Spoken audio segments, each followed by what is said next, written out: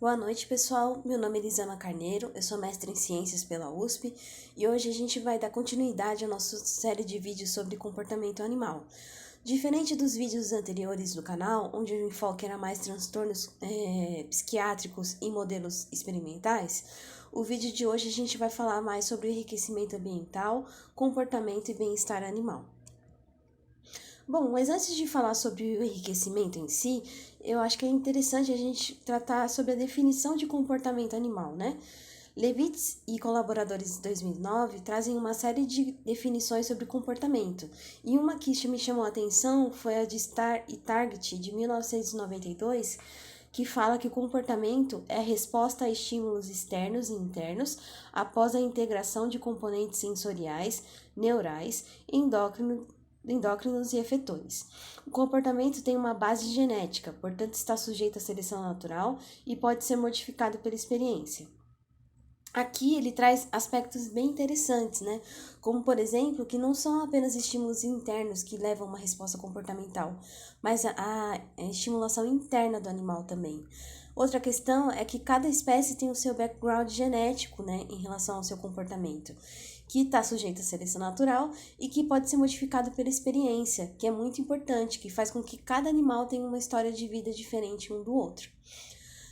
Nos últimos anos, devido à pandemia, né, a gente tem falado muito sobre saúde mental para humanos devido ao isolamento social e ao luto, mas cada vez mais pesquisadores têm demonstrado que mamíferos também sofrem de doenças mentais ou transtornos relacionados à mente.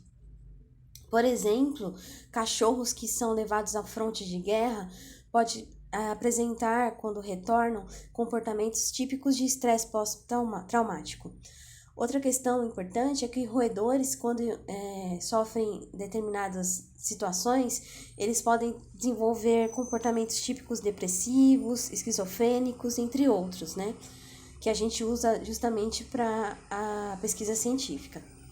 E elefantes têm um perfil comportamental de luto muito complexo, né? Então isso faz com que a gente acredite cada vez mais que a questão da mente, da saúde mental seja importante para os mamíferos, não só nós. E levando em questão essa questão da mente, né, em animal, a gente tem o bem-estar animal. O bem-estar ele foi descrito como estado de um indivíduo e suas tentativas de se adaptar ao ambiente. Mason e colaboradores, eles escrevem em 2007 que a carência de comportamentos naturais induz a frustração e o aparecimento de comportamentos alterados. O bem-estar animal ele pode ser mensurado através de medidas fisiológicas, como, por exemplo, a mensuração dos níveis de corticoide, de fatores imunes, que podem dar uma perspectiva de como que está o animal por dentro, né? Só que a avaliação comportamental, ela traz justamente essa visão externa, né, em relação ao bem-estar animal. E conhecer os comportamentos naturais de uma determinada espécie é extremamente importante para a gente avaliar se determinado animal está com bem-estar legal ou se ele está com bem-estar empobrecido. E se ele estiver com bem-estar empobrecido, medidas devem ser tomadas, né? Dentre elas, a gente destaca o enriquecimento ambiental. O enriquecimento são modificações no ambiente social e físico em que os animais estão inseridos, que, combinados com o habitat e comportamento típico, aumentam a qualidade e prevalência do bem-estar a partir da saúde, comportamento e desempenho reprodutivo. Então, a definição de Boer, em 2001, ela traz a questão de que o enriquecimento ele não é só físico, né? Não é só você ter um recinto adequado, brinquedos e tudo mais. É você ter um ambiente social adequado que permita uma saúde mental para o seu animal, né? E com o desenvolvimento da sociedade em si, né, cada vez mais foi sendo questionado a questão de como que os animais eles vivem, né, nos seus cativeiros, nas suas fazendas. E em 1979 houve a criação do Farm Animal Welfare Council, que publicou um documento com os princípios principais que norteiam as boas práticas e bem-estar animal, que são as 5 liberdades. A gente vai falar um pouquinho sobre cada uma delas. A primeira liberdade é a liberdade de alimentação e água, onde cada animal ele tem que ter um acesso à água fresca e uma dieta que mantenha a sua saúde e o seu vigor. A segunda liberdade está relacionada ao desconforto, ou seja, o ambiente ele tem que prover abrigo e uma área confortável para o animal. A terceira liberdade está relacionada a dores, injúrias e doenças. Basicamente, ela define a rápida prevenção e diagnóstico e tratamento de animais doentes, né? A quarta liberdade está relacionada à expressão comportamental normal, ou seja, você dar para o animal espaço suficiente e companhia para que ele expresse o seu comportamento mais parecido com o natural possível. E a quinta liberdade está relacionada ao medo e angústia, ou seja, você traz condições e tratamento quando, né, em casos específicos, para que o animal tenha uma vida social adequada. Cada vez mais, estudos têm demonstrado a intersecção entre comportamento e saúde mental. Horwitz, em 2020, ela traz alguns exemplos, como, por exemplo, alterações comportamentais e sua possível causa fisiológica e mental, de saúde mental, né?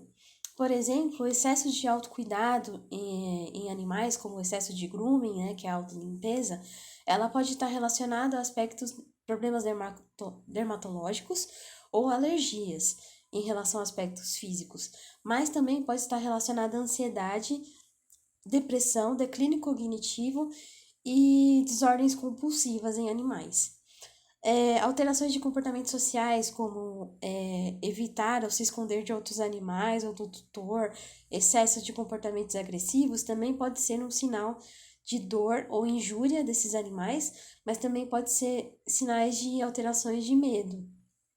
Alterações locomotoras, como comportamentos locomotores circulares, né,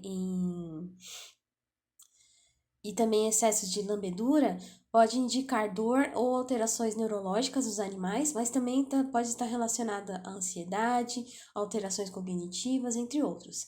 Então, entre outros aspectos comportamentais, né, também podem estar relacionados a questões metabólicas, mas também pode estar relacionados a fobias, separação, ansiedade, estresse, inabilidade, desamparo, alterações cognitivas, alterações sociais. Então, cada vez mais, não só os aspectos físicos em relação ao comportamento animal estão sendo avaliados, mas também as questões de saúde mental. O enriquecimento ambiental ele pode ser utilizado para diversos fins, né?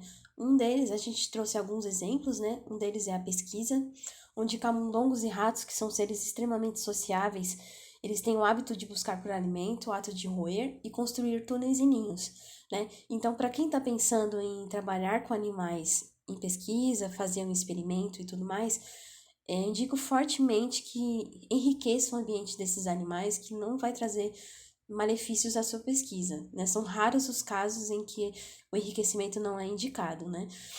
Mas, no geral, ele só traz benefícios e só traz uma conduta mais ética e de maior confiabilidade dos seus resultados. Outra questão é o enriquecimento para animais de produção, né? Na década de 60, houve um aumento da preocupação com o sistema restrito de criação de animais de produção em relação à ética. Em 1965, houve a criação do Comitê de Bramwell na Inglaterra, que justamente revisava essas questões de como que os animais, né, das fazendas estavam sendo criados. E através desse comitê é que em 1979 houve o desenvolvimento das 5 liberdades. Animais de produção, quando eles vivem em recintos muito restritos, né, eles podem apresentar comportamentos de atividade de vácuo ou comportamentos estereotipados. O que seriam comportamentos estereotipados? São comportamentos geralmente repetitivos, sem uma função específica, né? Sem um alvo, né, específico.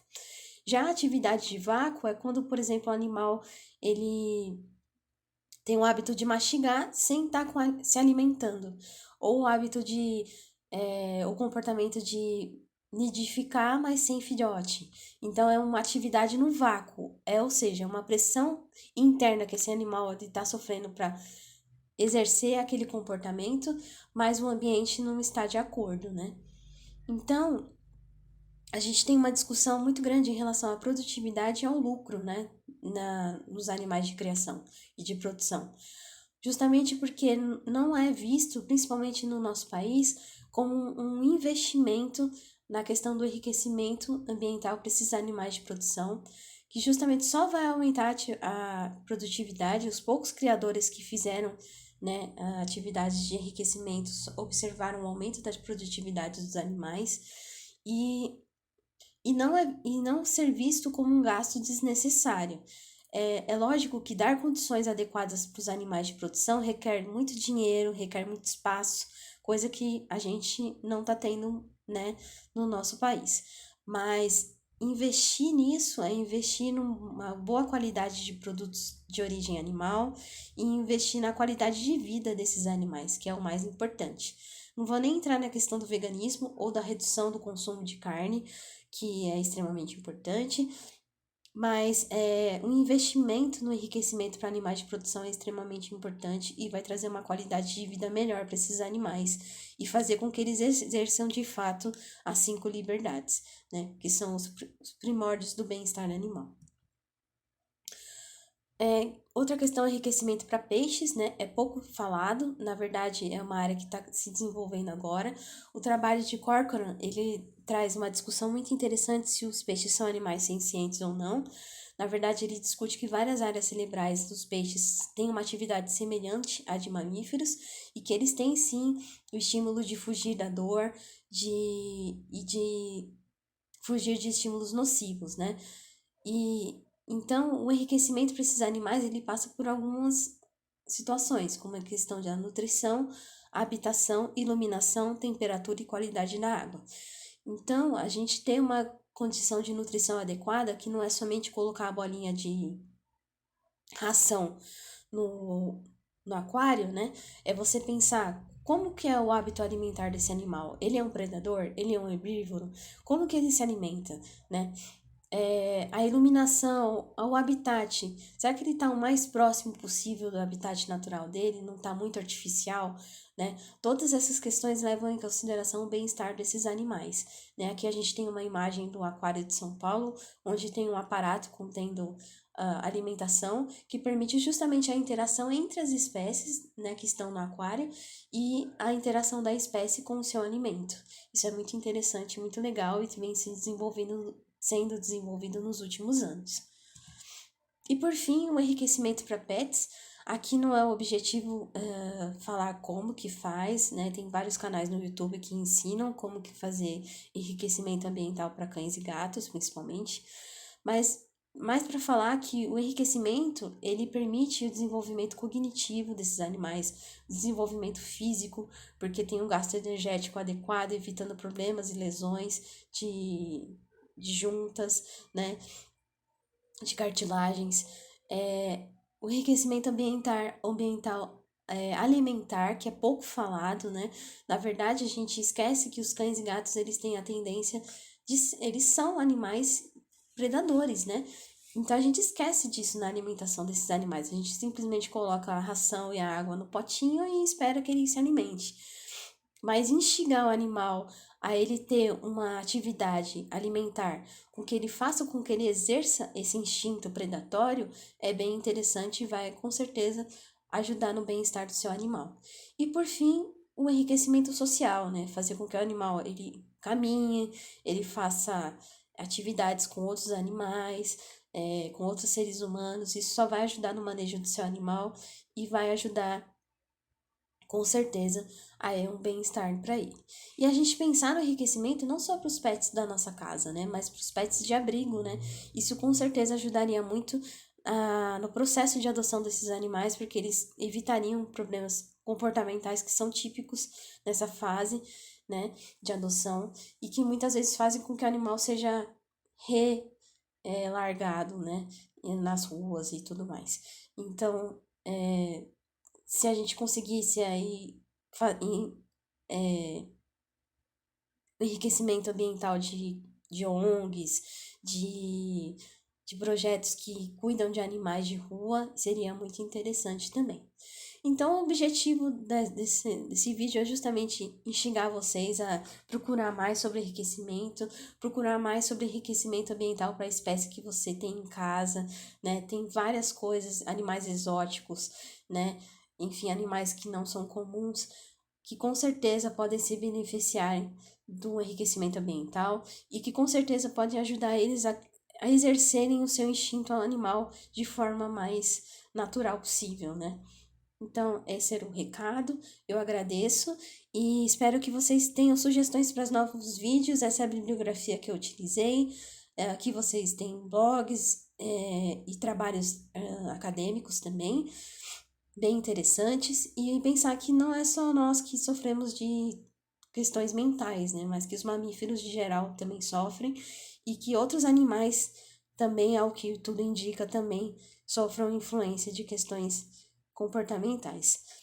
Então, era essa a mensagem. Muito obrigada. Boa noite.